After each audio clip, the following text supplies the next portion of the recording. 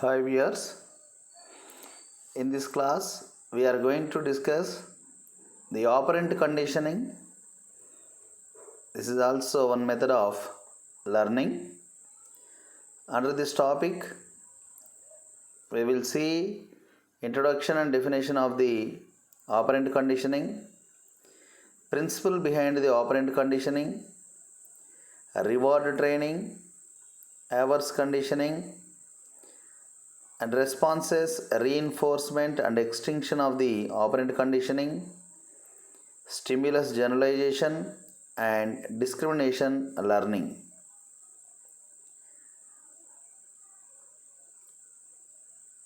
B.F. Skinner in 1938 coined the term operant conditioning, and he was considered as the father of operant conditioning. His work was based on Thorndike's law of effect. He introduced reinforcement into the law of effect and brought out the operant conditioning. The behavior of organism acts like an instrument to bring out a significant change in the environment is known as operant or instrumental conditioning. In the process of learning, organism shows some effect on environment. Conditioning of such behavior is the operant conditioning. Example: rat presses a button to get food.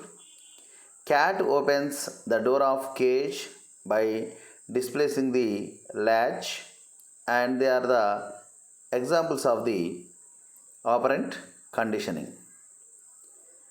B.F. Skinner was one of the most influential psychologists during 1930s, and he was studied in a specific field of psychology, that is behaviorism.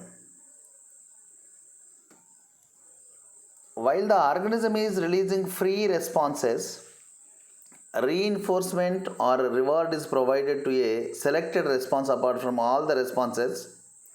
Hence the specific response become conditioned.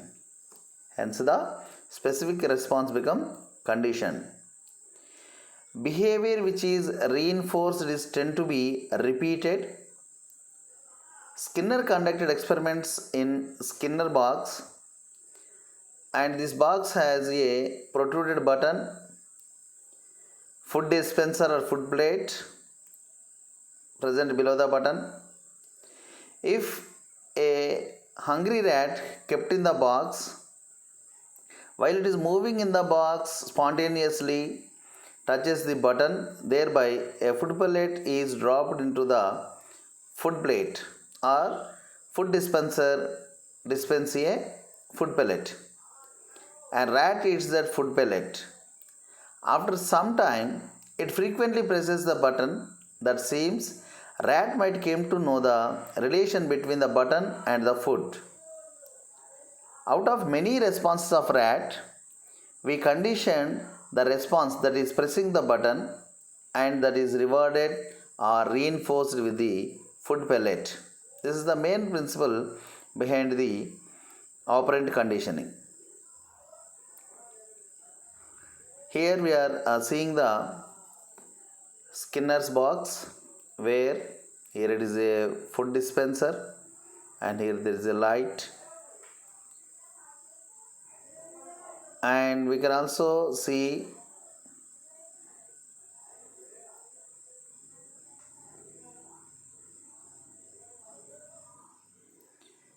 here this is a Skinner's box.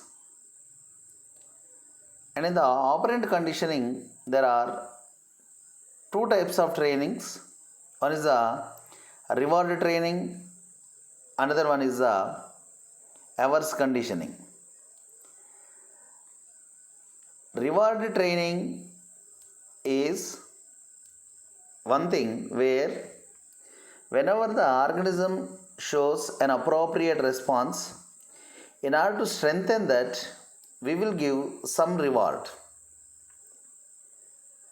For example, whenever an organism is introduced into a maze, if it reaches the target, aim, then thereby we will give some food.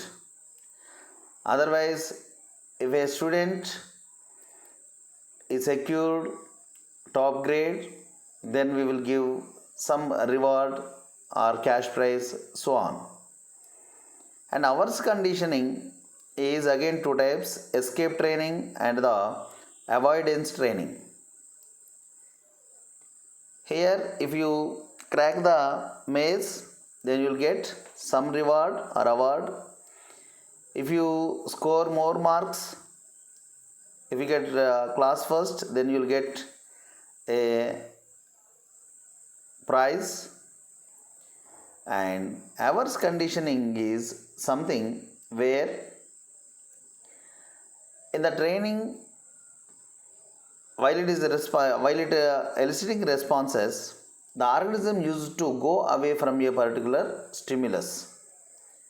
For example, there is a fire accident. The organism learned to go away from the fire. So that is a Averse conditioning.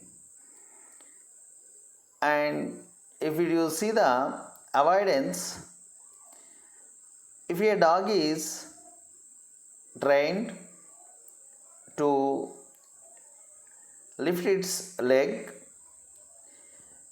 along with the lifting of the leg, if you introduce some electric shock, due to the lifting of leg, it escapes from the avoid from the electric shock. And although there is a difference in the responses and reinforcement in between classical and operant conditioning, similarity is seen in stimulus, generalization, discrimination of stimulus, and the extinction of conditioning.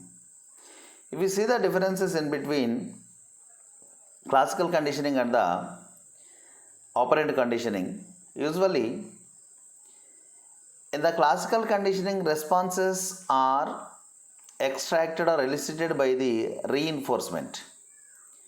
But in the case of operant conditioning, responses are naturally releasing one, and these are conditioned by giving some sort of reward or punishment. And here the reinforcement. In the classical conditioning, reinforcement is the association of conditioned and unconditioned stimuli. Whereas in the operant conditioning, reinforcement is a thing where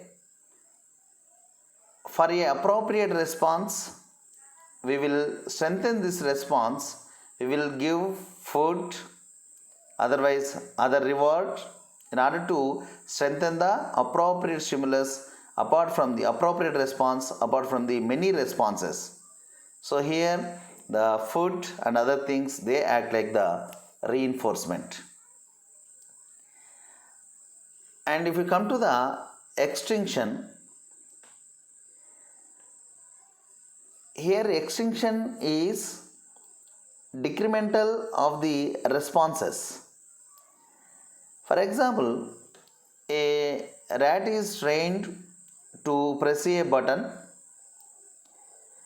and it is continuously pressing the button, although it is not at all getting the food material. And thereby, if there is no reward and there is no award or food material, slowly, gradually, it loses its response. That is, it stops pressing the button, and thereby that indicates that there is a degradation of the response, otherwise extinction of the appropriate response. And coming to the stimulus generalization, in the operant conditioning, elicitation of the responses always takes place in a specific phenomena. For example, if you observe the Skinner's box, if you keep a rat, hungry rat, in this, the presence of a valve, otherwise a button, it is a specific phenomena, specific arrangement.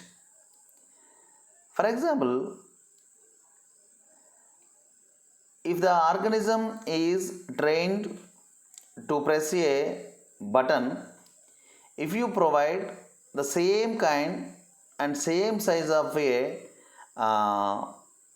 other instrument which looks like the button, if you provide that also identified by the organism and usually presses it. So that is, irrespective of the difference in the instrument, either the button or some other instrument, if the organism shows the similar response, then it understands, so both of them are same. This is nothing but the stimulus generalization. And coming to the discrimination of learning, if there is a similarity in between two stimuli, if the organism is able to, has the ability to identify the difference in between these two, and it has ability to respond to a single stimulus, it left over the other stimulus, and thereby such kind of learning is known as a discrimination learning, that the organism has the ability to discriminate the difference in between two stimuli which are very close. For example, if the organism is conditioned to a bell sound, instead of bell sound, if you use a buzzer sound, if the organism identifies the difference in between bell sound and buzzer sound, and thereby it responds only to, it gives the response to only to the bell sound, not for the buzzer sound. So this is about the discrimination of learning. According to, there are various examples has been given by Gregory Kimball and the Norman Gormagi. For example, a dog is conditioned to lift the leg, and thereby there is a arrangement of the wire which supplies the electricity, and whenever you give a bell sound, slowly the dog lifts its leg, and during that time if you introduce the electricity, there is a association of electricity with that of the bell sound. By lifting the leg, the dog may escape from the electric shock. So here it is a avoidance learning. And the classical conditioning, reinforcement determines the appropriate response, but in the case of operant conditioning, the response determines the availability of the reinforcement. And the interesting fact behind the operant conditioning is, if the experimenter, scientist, selects a particular animal and he determines to strengthen a particular response in that particular organism, and if the organism has the ability to elicit a response, if that kind of capacity, if it is internalized, then only it is possible to make the animal to elicit a response. Otherwise it is highly impossible. For example, if there is a human being, if she has the ability to smile, then we can make her to smile. If she doesn't have any kind of character, any kind of smiling behavior, then we are unable to make her to smile. It is highly impossible. This was a statement of Desico, American ethologist, in 1968. So if you have the ability to smile, so by something we will make you smile. Otherwise, if you don't have the ability to smile, by any chance, by any means, we may not make you smile. So this is all about the operant conditioning or instrumental conditioning. Thank you one and all. For more videos, watch and subscribe my YouTube channel, Swami Zoology. Thank you.